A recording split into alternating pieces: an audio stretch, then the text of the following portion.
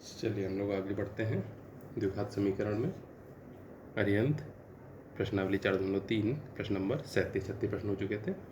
एक वस्तु को 39 रुपये में बेचने पर व्यापारी को उतने ही प्रतिशत लाभ होता है जितना उसका क्रय मूल्य था, तो वस्तु का क्रय मूल्य ज्ञात कीजिए। सबसे पहले प्रश्न पढ़ करके अंदाज़ा लग गया होगा आपको कि जो चीज़ पूछ रहा है उसी को मानते हैं। क्रय मूल्य ज्ञात कीजिए, माना क्रय मूल्य जो वस्तु का है बराबर x। अब यहाँ पर ये जो प्रश्न है ये लाभ, क्रय मूल्य, विक्रय मूल्य, हानि इससे संबंधित है, तो हमें ये कॉन्सेप्ट थोड़ा सा पता होनी चाहिए, तभी यहाँ पर लगेगा प्रश्न ये। तो 39 रुपये में बेचा तो उतने ही प्रतिशत लाभ होता है जितना उसका क्रय मूल्य था। देखिए प्रतिशत का मतलब होता है बट्टे 100, 100 में कितना है हिस्सा, तो जब भी प्रतिशत की बात आएगी तो बटे 100 कर देते हैं। उतने ही प्रतिशत लाभ जितना क्रय मूल्य था। अगर x रुपए की चीज़ है तो x ही प्रतिशत लाभ हुआ, यानी कि 100 रुपये की अगर चीज़ थी तो 100 ही प्रतिशत लाभ हुआ। तो ये चीज़ यहाँ पर है, यानी कि x अगर है तो लाभ जो है हमारा, लाभ भी हमारा हो गया यहाँ पर x प्रतिशत। अब किसका x प्रतिशत? अब देखिए लाभ जो है क्रय मूल्य का हमेशा प्रतिशत माना जाएगा। जैसे अगर मान लीजिए 5% लाभ है, लेकिन 5% यानी 100 में 5, 100 में 5 रुपये लाभ, तो कितना उसका खरीदी मूल्य था, क्रय मूल्य क्या था उस पर देखेंगे। जैसे मान लीजिए 200 रुपये अगर खरीद हमारा क्रय मूल्य था तो 100 पर 5 रुपये हुआ, तो 200 पर लाभ कितना हुआ, 10 रुपये। यानी कि लाभ जो प्रतिशत है वो क्रय मूल्य पर निकाला जाता है। तो लाभ हमारा प्रतिशत है कितना, x प्रतिशत, क्रय मूल्य है x, तो x का x प्रतिशत ये लाभ हुआ। x का x प्रतिशत मतलब x गुणे x बटे 100। बस इसी चीज़ को यहाँ पर हमें समझना है। उतने ही प्रतिशत लाभ होता है जितना उसका क्रय मूल्य था। तो लाभ प्रतिशत जो था, लाभ प्रतिशत बराबर x प्रतिशत था, तो लाभ कितना होगा, x गुणे x बटे 100। ये वाला x क्या है, क्रय मूल्य। बस इतनी चीज़ समझनी थी, यानी लाभ हमारा हो गया यहाँ पर x² बटे 100।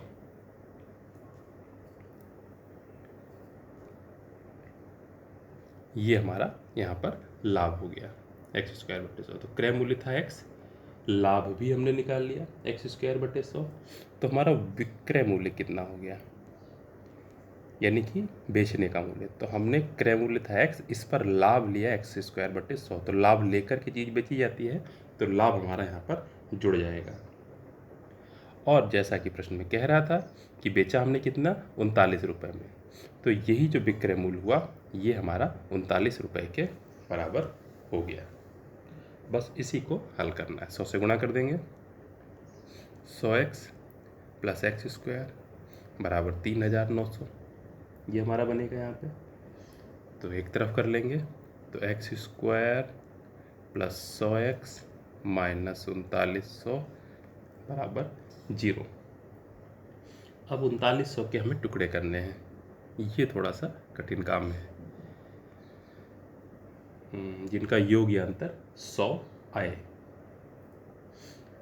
तो 39 अगर हम देखें तो 13 तिया 39, और तो किसी से कटेगा नहीं, तो 3 और 13, 13 तिया 39, और अभी 2 जीरो भी हैं, तो एक जीरो हम 13 के आगे लगाते, एक जीरो 30 के आगे लगाते, तो 30 और 130 का गुणा जो है वो 3900 हो जाएगा। 30 130 का अंतर भी 100 हो जाएगा। तो इस तरह से हम इसको सोच सकते हैं। जितने ज़्यादा सवाल लगाएंगे उतना ही ज़्यादा जो है आसानी से गुणनखंड निकलेंगे।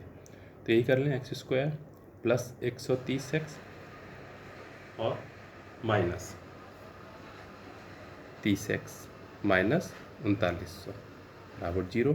x कॉमन ले लेंगे, x प्लस 130 माइनस 30 कॉमन ले लेंगे, तो x यहाँ माइनस माइनस बाहर निकालेंगे, प्लस 3900 से 30 बाहर निकालेंगे, यानी भाग, तो 130 बराबर 0। x प्लस 130 का पूरा ब्रैकेट कॉमन, तो बचेगा x माइनस 30 बराबर 0। अगर पहला ब्रैकेट 0 हो तो x का मान माइनस 130, दूसरा ब्रैकेट 0 होने से x का मान 30। क्योंकि माइनस में है, क्रय मूल्य जो है माइनस में नहीं हो सकता, तो ये नहीं होगा। तो क्रय मूल्य हमारा हो जाएगा यहाँ पर 30 रुपये। तो ये हमारा यहाँ पर क्रय मूल्य हो गया। तो वस्तु का क्रय मूल्य ही याद करना था, तो 30 रुपये हमारा आ गया यहाँ पर। अब इस प्रश्न को फिर से समझेंगे। देखिए, समझने में अगर थोड़ा सा दिक्कत है तो फिर से देखेंगे यहाँ पर कि क्या कह रहा था प्रश्न। कह रहा था एक वस्तु जिसका कुछ भी क्रय मूल्य होगा, प्रश्न पढ़ लेते हैं हम लोग, 39 रुपये में बेचने पर तो क्या होता है, उतने ही प्रतिशत लाभ होता है जितना क्रय मूल्य था। तो जितना क्रय मूल्य है उतना ही प्रतिशत लाभ। तो हमारा क्रय मूल्य कितना निकला, 30 रुपये। देखिए, किसी किसी सवाल को समझने के लिए उत्तर आ जाए तो उससे हम वापस सोचें तो और आसानी से समझ में आता है, कॉन्सेप्ट क्लियर होता है। लाभ क्या हुआ, उतने ही प्रतिशत लाभ जितना क्रय मूल्य था। तो लाभ की प्रतिशतता जो है हमारी कितनी है, 30%, यानी कि 30/100। लेकिन लाभ हानि हमेशा किस पर होता है, क्रय मूल्य पर। तो ये लाभ प्रतिशत हमारा 30/100 हो गया। तो लाभ लेकिन हमारा कितना हुआ, लाभ बराबर क्रय मूल्य का होता है 30 × 30/100। शून्य शून्य यहाँ पर हट गया, शून्य शून्य हट गया, तो 3 3 कितना आ गया, 9। तो लाभ हमारा प्रतिशत था 30%, यानी 30/100, और लाभ है कितना, तो क्रय मूल्य का 30%, यानी 30 × 30/100, लाभ 9 रुपये हुआ। तो क्रय मूल्य था 30, लाभ हमने अगर लिया है 9 रुपये, तो हम कितने का बेचेंगे, 30 और 9 जोड़ देंगे, 39 रुपये का बेचेंगे। और यही यहाँ पर प्रश्न में कह रहा था कि 39 में बेचने पर। तो अगर पहले समझ में आया तो अच्छी बात है, नहीं आया है तो हम इस तरह से देख लेंगे उत्तर आने के बाद में, तब भी चेक हो जाएगा और कॉन्सेप्ट हमारा और क्लियर हो जाएगा। फिर अगला हम लोग देखते हैं प्रश्न नंबर 38। एक व्यक्ति को कोई वस्तु 96 रुपये में बेचने पर उतने ही प्रतिशत लाभ होता है जितना उस वस्तु का क्रय मूल्य है। तो क्रय मूल्य, अब ये प्रैक्टिस के लिए सवाल है, बिल्कुल सेम वैसा ही है। बस होगा क्या समीकरण में अंतर, कि वहाँ 39 था, यहाँ पर 96 आ जाएगा। यानी कि जो पहला समीकरण से पहले बना था x + x² 100, वहाँ पर हमने करा था 39। इस सवाल में क्या है, यहाँ पर हो जाएगा हमारा 96। बाकी प्रश्न वैसे ही है, सेम वैसे ही लगेगा यहाँ पर। और इसमें हम जब फैक्टर करेंगे तो ये समीकरण हमारा बन जाएगा x² - 96x, 96 100 + x बराबर 100x। x² + 100x - 96 100 बराबर 0। अब इसमें हमें फैक्टर करने हैं, तो 16 छक्का 96 होता है, 0 0 लगा देंगे, 16 के आगे एक 0, 60 के आगे एक 0, तो ये 160 और 60 की गुणा 96 से हो जाएगी, इनका अंतर भी 100 आएगा, और सेम वैसे ही लग जाएगा प्रश्न। एक संख्या और उसके वर्गमूल का योग 132 है, वह संख्या ज्ञात कीजिए। अब ये ध्यान देंगे, प्रश्नों में ज़्यादातर गलती होती है कि वर्गमूल है यहाँ पर, ना कि वर्ग। तो संख्या है अगर x हमने मान ली, उसका वर्गमूल है √x का योगफल, यानी कि दोनों का जोड़, बराबर 132। संख्या ज्ञात करनी है। तो यहाँ पर जाहिर सी बात है, दिमाग में तुरंत आएगा हमारे कि वर्गमूल का निशान है, अगर इसको हटाना है तो दोनों तरफ वर्ग करना पड़ेगा। तो वर्ग करने से वर्गमूल का निशान हट जाएगा। लेकिन अगर हम ऐसे ही वर्ग कर देते हैं तो यहाँ पर क्या होगा, बाईं तरफ a + b² सूत्र लगेगा।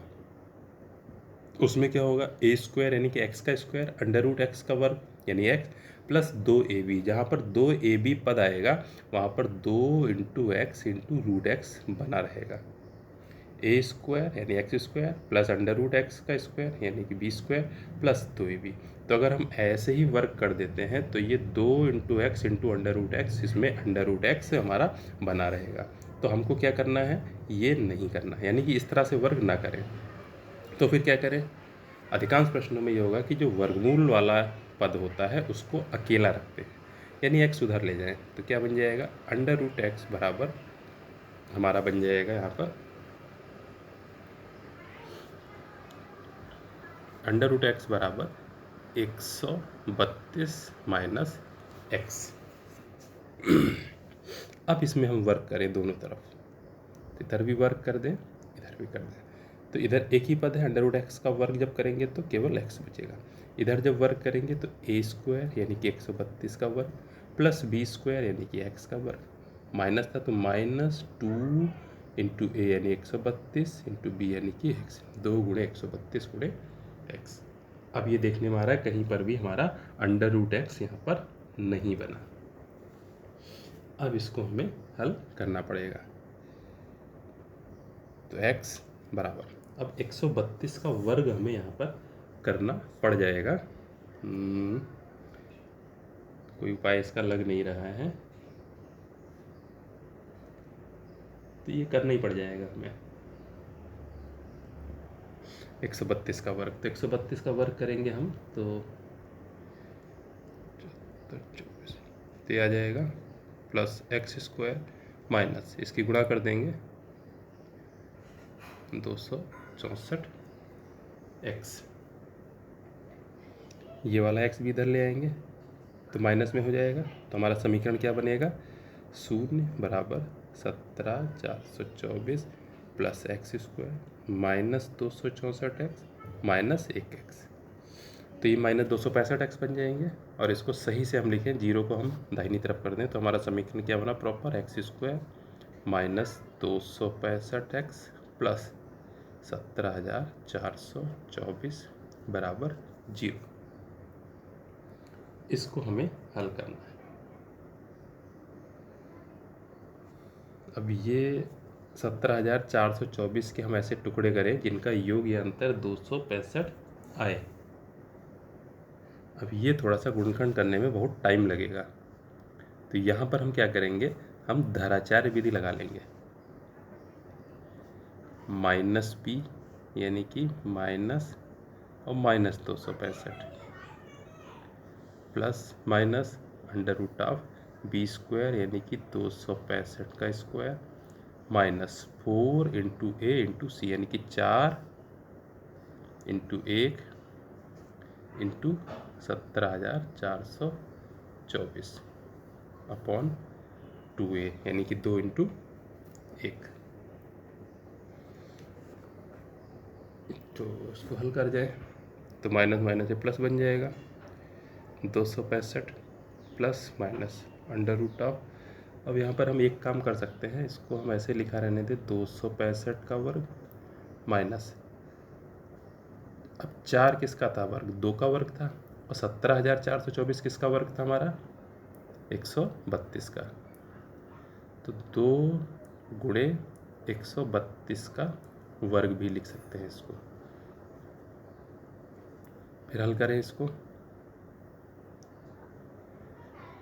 265 प्लस माइनस, अब अंडर रूट के अंदर है ए स्क्वायर माइनस बी स्क्वायर यानी ए plus B A minus B यानी कि 265 प्लस 2 गुणे 132, 132 2 की गुणा करेंगे कितना आ जाएगा, 2 4 2 3 264, तो 265 plus 264 into 265 minus 264 A plus B A minus B point 2 है, तो आ जाएगा 265 plus minus under root of 265 और 264 जोड़ लेंगे तो हमारा आ जाएगा 529, 265 264 घटा देंगे तो 1 बचेगा 5 2।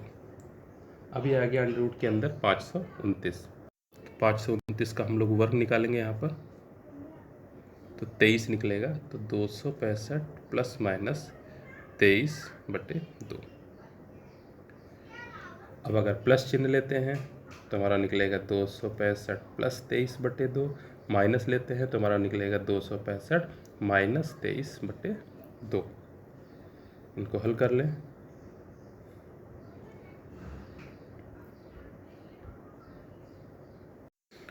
तो इनको हल करेंगे तो 265 प्लस 223 288 आएगा, 288/2 यानी कि 144, 265 से 23 घटाएंगे तो 242 आएगा, 242/2 यानी कि 121।